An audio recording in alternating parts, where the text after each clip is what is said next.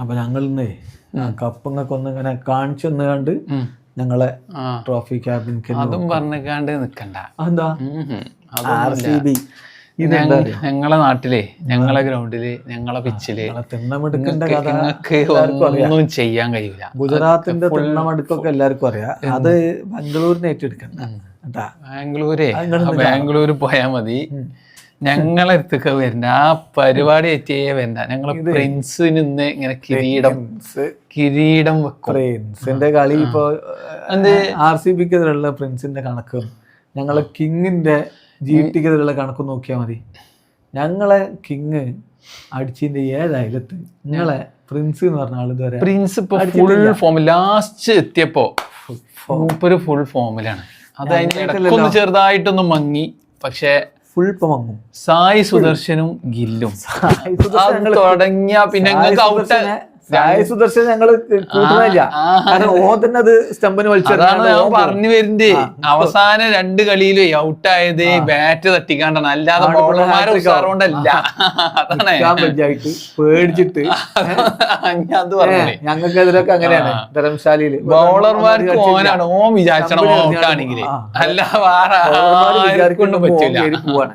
അതപ്പോ അതുകൊണ്ട് ഞങ്ങൾക്ക് ഇനിയിപ്പോ അത് 9 വിക്കറ്റ് എടുത്താൽ മതി. ഒന്ന് ഫ്രീ ആണല്ലോ, ഒന്ന് ഫ്രീ ഹിറ്റ് വിക്കറ്റ് ആണ്. അപ്പൊ അതിനുള്ള മാർക്കൊക്കെ നിങ്ങൾ കണ്ട ഫൈനലിൽ ഇറങ്ങുള്ളൂ. മറ്റേ സൂപ്പർ ഗ്ലൂ ഉണ്ട് കയ്യും അങ്ങനെ തേച്ചൊക്കെ വെക്കും. എന്നിട്ട് ഇങ്ങനെ അധിക്ഷേപിക്കാനുള്ളവരൊക്കെ അധിക്ഷേപിക്കും. അതൊക്കെ കളിയുടെ ആ ഒരു ഇതില് ഒരു കളിയിലൊക്കെ ആ ഇതില് പോവാണെങ്കിൽ കുഴപ്പമില്ല. അത് 2 കളിയിലും ആവുമ്പോ സംഗതി പിന്നെ ഞങ്ങള് പ്രശ്നമാണ്. കിങ്, ഹിറ്റ്മാന്, MSD ഇതൊക്കെ ഒരു ലെവല് വേറെയാണ്. ആ കൂട്ടത്ത് നിങ്ങളെ കൂട്ടൂല. അതുപോലെയാണ് CSK, MI, RCB. CSKക്ക് എന്താണ് 2 തവണ അടുപ്പിച്ച് പറഞ്ഞത് ഞാൻ സമ്മതിച്ചു. ആ ടീം എന്തിനാ കൂട്ടത്തിൽ അല്ലാതെ CSKക്ക് അവർ 2 തവണ അടുപ്പിച്ച് കപ്പ് എടുത്തിക്കണാലോ. അതേപോലെ MI 2 തവണ അടുപ്പിച്ച് കപ്പ് എടുത്തിക്കണാലോ. ഈ 2 ടീമുകൾ എന്തൊരു അങ്ങനെ എടുത്തിട്ടുള്ളൂ എന്ന് ഞങ്ങൾ തിരുത്തും. ഞങ്ങൾ